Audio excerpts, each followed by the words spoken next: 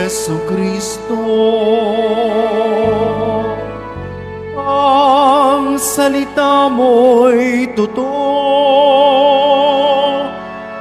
kami ay pabanalin mo. Alleluia, Alleluia,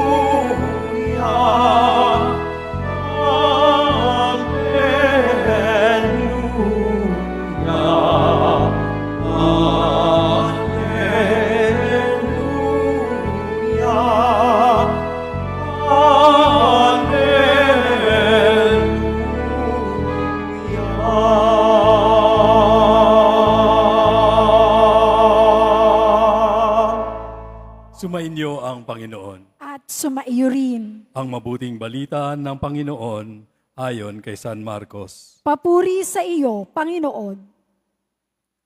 Noong panahong iyon, muling pinalapit ni Jesus ang mga tao at sinabi sa kanila, "Makinig kayong lahat at unawain ang aking sasabihin. Hindi ang pumapasok sa bibig ng tao ang nakapagpaparumi sa kanya sa mata ng Diyos, kundi ang mga nagmumula sa kanya. Ang may pandinig ay makinig." Iniwan ni Jesus ang mga tao at nang makapasok na sa bahay, siya ay tinanong ng kanyang mga alagad tungkol sa talinhaga. "Kayo man ba'y wala ring pang-unawa?" Tugon ni Jesus.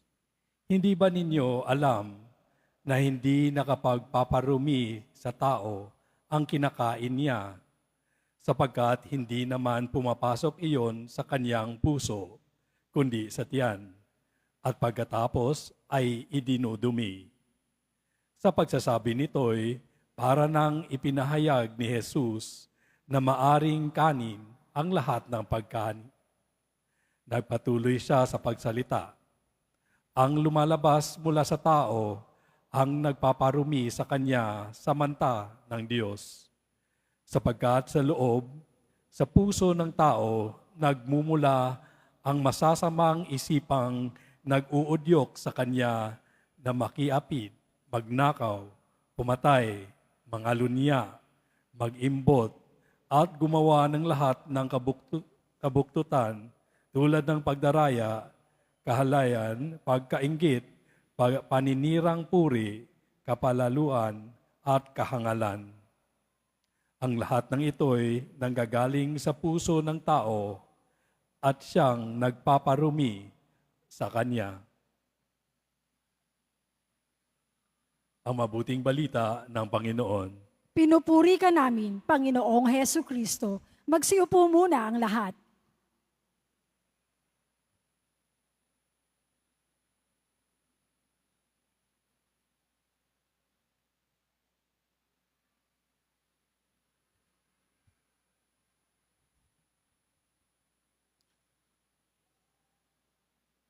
Hindi mo kasalanan kung ikaw ay pinanganak na mahirap.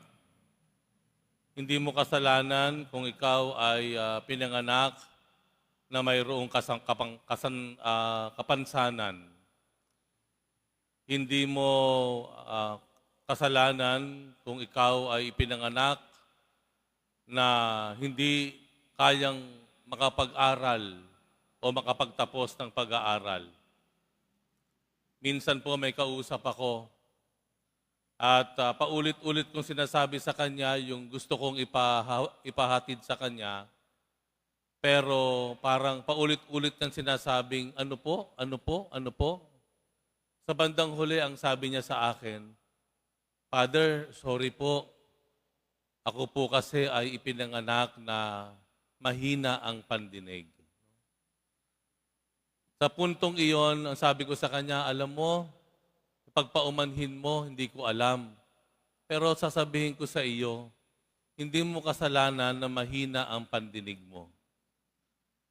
Sa Ebanghelyo, nasabi ng Panginoon, ang nagpaparumi sa tao ay hindi yung pumapasok sa kanyang bibig, kung hindi kung ano ang lumalabas sa kanyang bibig.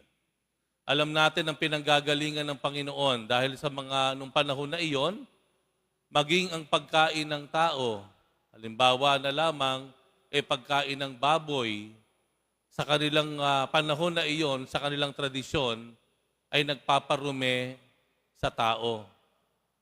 Sobra nilang striktong ipinatutupad yon na dahil sa pagpapatupad na iyon, maraming nagkakagalit, maraming hindi nagiging maganda ang ugnayan dahil sa ganong ka-striktong ipinatutupad iyon. Kaya sinabi ng Panginoon, ang nagpaparumi sa iyo, hindi yung kinain mong baboy.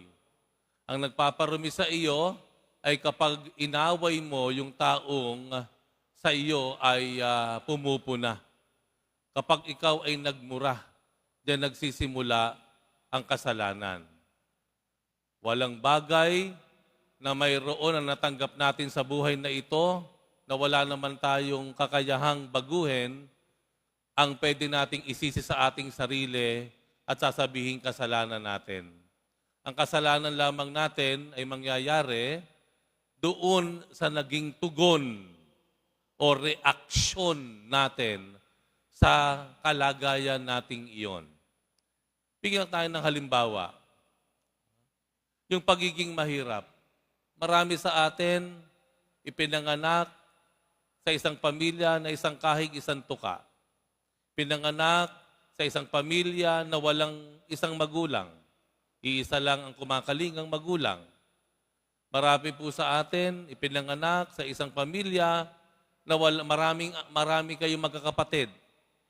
Hindi kayang itaguyod ng inyong mga magulang. Hindi po kasalanan yon. Kailan nagkakaroon tayo ng kasalanan? Kapag ginamit natin ang ating pagiging mahirap para magnakaw, para manloko, para mangumit ng hindi sa atin. Hindi po natin kasalanan kung tayo pinanganak na negro o maitim. Ganun talaga ang ating lahi, maitimin talaga. Nagiging kasalanan po yan kapag tayo ay pumatol sa nanunukso sa atin. Sinugod natin, halimbawa, doon lang nagkakaroon ng pagkakasala ang tao. Tanggapin na po natin, may mga kalagayan, sitwasyon sa ating buhay, maging sa ating pisikal na pangangatawan, ang ibinigay na talaga sa atin mula't mula pa. Tanggapin natin ito, pero huwag nating gagamitin ito para maging dahilan para magsalita tayo ng hindi maganda o kaya pumatol, gumante o manakit sa ating kapwa. Ang sabi nga, who you are is a gift from God, but who you become is your gift to God. Who you are is a gift from God, but who you become is your gift to God. Si CJ po ay isang binata, napaka-binatilyo, maliit na bata po siya. No? Ang kanya pong ama ay sinamaang palad po ay napatay sa isang marahas na pamamaraan. Itong batang ito na si CJ, noong 2018 ay inatasan na magbigay ng pagkain doon sa Philippine Conference on New Evangelization. Isa pong malaking gawain sa simbahan. Ano po? Na ito ay nasasakupan, ang dumadalo dito, iba't ibang dioceses from all over the Philippines. So si CJ, ang sipag niya, bigay siya ng bigay. Ang kanyang papel, magbigay ng pagkain doon sa participants. Napansin siya nung isang pare. Sabi ng pare, napakabait naman ng batang ito. Napakabait naman ng batang ito. Nagsiserve siya dun sa mga participants. Kaya yung pare, hindi napigilang magtanong. Sabi niya, Iho, ano ang gusto mo? Meron ka bang gusto? Bibigyan kita.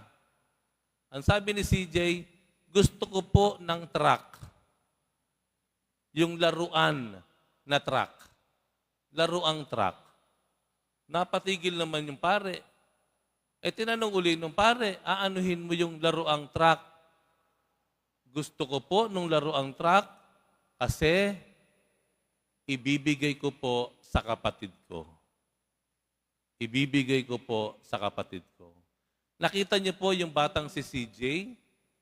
Bagamat naging marahas ang kwento ng kanyang buhay, naging marahas ang karanasan niya sa kamatayan ng kanyang tatay, pero hindi niya ginamit ang karanasan ng karahasan na iyon para siya ay maging marahas din sa kanyang pakikitungo sa kapwa. Sa katunayan, parang kabaligtaran pa nga ang nangyari. Mas lalo siyang naging mapagmahal, mapagkalinga na kuya sa kanyang nakababatang kapatid.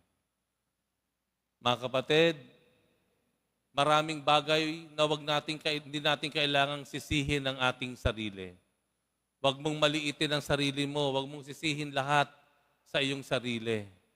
Tanggapin natin. Pero ingatan po natin na gagamitin natin itong sitwasyon at kalagayan natin sa buhay bilang dahilan para gumawa ng hindi maganda.